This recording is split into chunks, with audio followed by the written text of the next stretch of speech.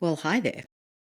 Before we get stuck into today's episode, I just wanted to remind you of my upcoming free Speakeasy elevator pitch practice session. Now, if you're listening to this episode pretty much in real time, then this session is happening in just a couple of days on Friday, August 29. Now, what's a Speakeasy elevator pitch practice session? Well, Speakeasy, self-explanatory, elevator pitch practice. If you struggle with introducing yourself, if you find yourself fumbling your words when people say to you, "So, what do you do?" then this is for you.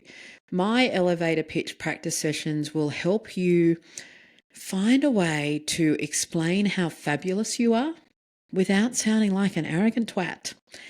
Basically, what happens, you rock up to the online room. If you want to practice your elevator pitch, awesome. You do so, and I'll give you some feedback. If you don't want to practice, if you just want to watch and learn from others, that is also perfectly okay. Because here's the thing about elevator pitches. You need them to be familiar in your mouth so that you feel comfortable with them. And you don't get to practice them all that often until the pressure's on. So that's what the Speakeasy elevator pitch practice session is all about. As I said, it's happening Friday, 29th of August.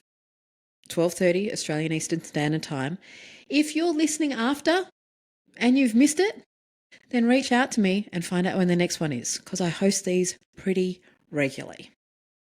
Okay, with that done, let's get on with the episode. Welcome, welcome, welcome. Welcome to another episode of Speaking with Confidence with Cat Matson.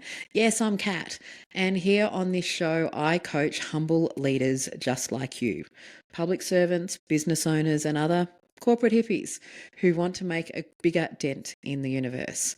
And I coach you on this show how to show up, how to speak up with authority, authenticity, confidence, and impact so you can make that impact. Today I'm answering yet another community question. Regular listeners, have you got the hint that I really, really, really enjoy answering listener questions? If you've got a question, can you ask me? Just ask me. Think of it as free coaching. Just ask, because this is where I get to share my knowledge. I don't know what's in my head until I am asked. So today I'm answering the question, how do I make my audience relax and maybe even laugh? I love this question. Now, there's a couple of things I first want to say. How do you make your audience relax? Well, your audience will mirror you. So if you go on stage stressed, if you're uptight, if you're worried, your audience is going to pick up on that. So my first tip in answering this question is relax yourself. Calm yourself down. And I will post some links to previous episodes on how to do that, how to calm your nerves. They're in the show notes. Assuming you've done that and you now want to relax your audience, there's a couple of things that you can do. One of the first things is build rapport with your audience in your opening lines. In my Impactful Presenters program, one of the things that I teach is the art of the opening two questions. These two questions are designed to build rapport with your audience, give you a standard and almost rehearsed way of starting so you can calm your nerves. It also builds a degree of compliance with your audience as well, and it generates engagement with your opening lines. So how do your opening questions work?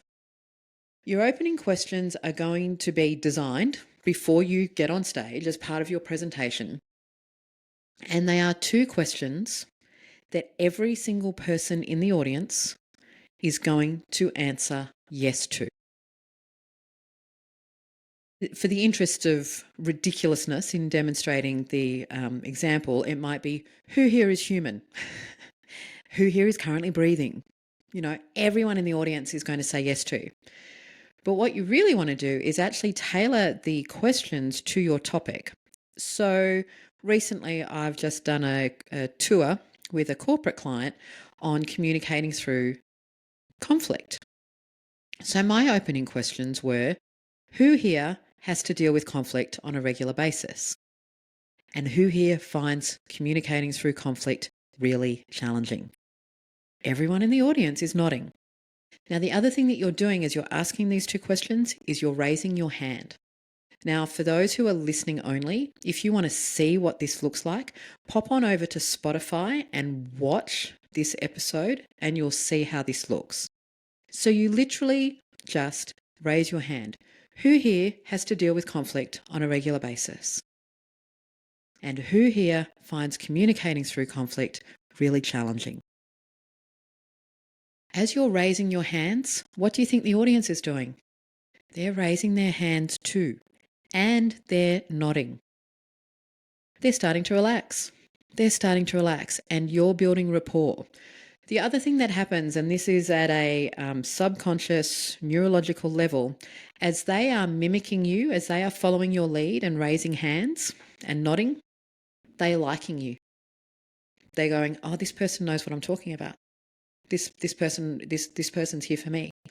So that's my first tip for having your audience relax.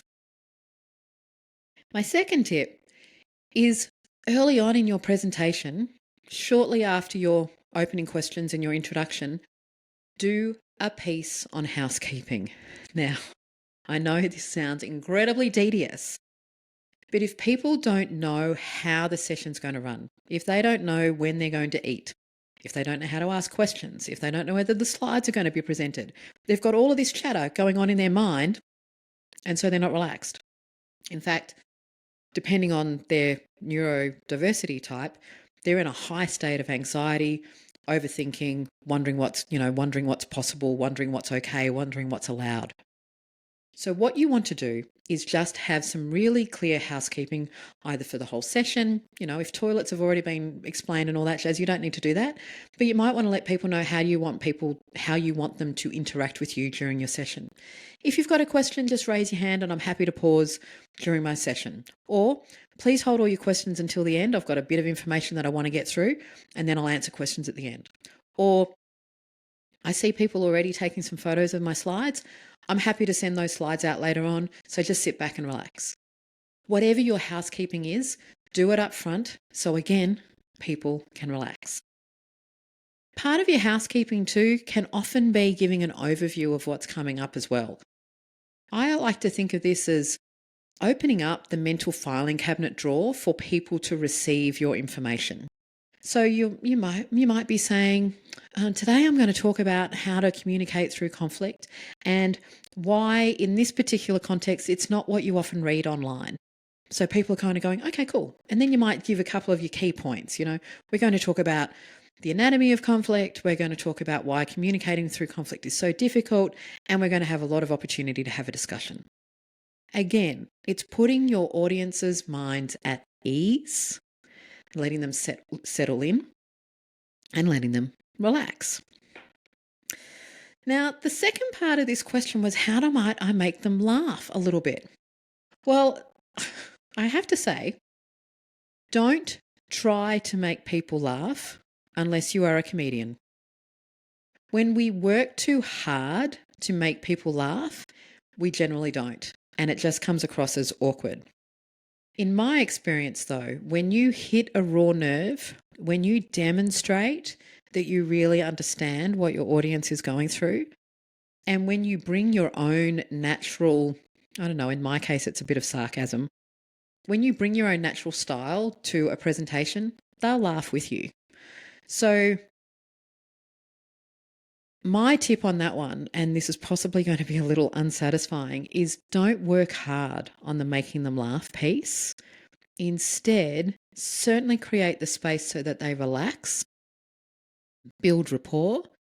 And if your natural conversational style is humorous or sarcastic or cynical, then bring that in. Bring that in.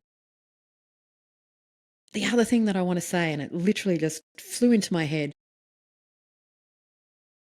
I think what happens sometimes when we're presenting in a formal situation, we tell ourselves it's a formal situation, we put on professional presenter mode. That's not going to have anyone laugh. It's not going to have anyone feel relaxed. In fact, that's going to have everyone feel like they've got something or other stuck up their bum. Instead, be yourself. Literally be yourself amplified. When you have the opportunity to take a stage, whether it's a big room, small room, whatever the case may be, when you have an opportunity to take a stage, bring all of yourself, your natural conversational self, and amplify yourself.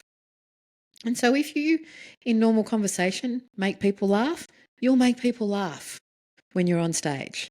I think the biggest inhibitor to a relaxed audience and that kind of joyful banter between audience and presenter is when you put on this fake professional persona.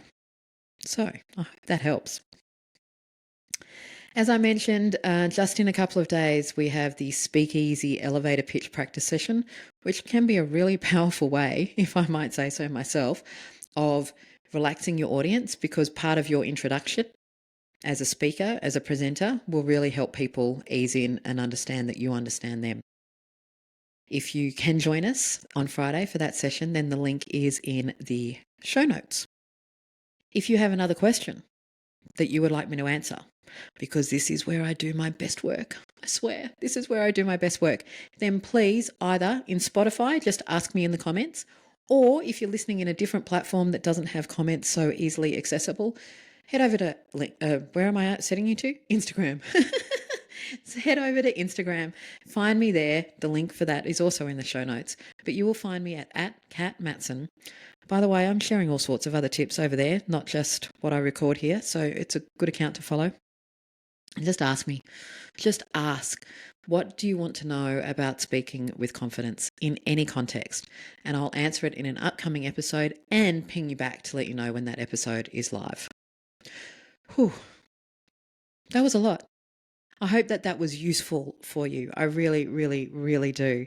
And I hope you now have some ways of making sure that your audience is a bit more relaxed, and maybe even you can make them laugh without trying any really sad dad jokes. I hope you enjoy the rest of your day, whatever it is that you're up to. And until I see you again next week, here's to confidence and here's to impact. I'll catch you soon.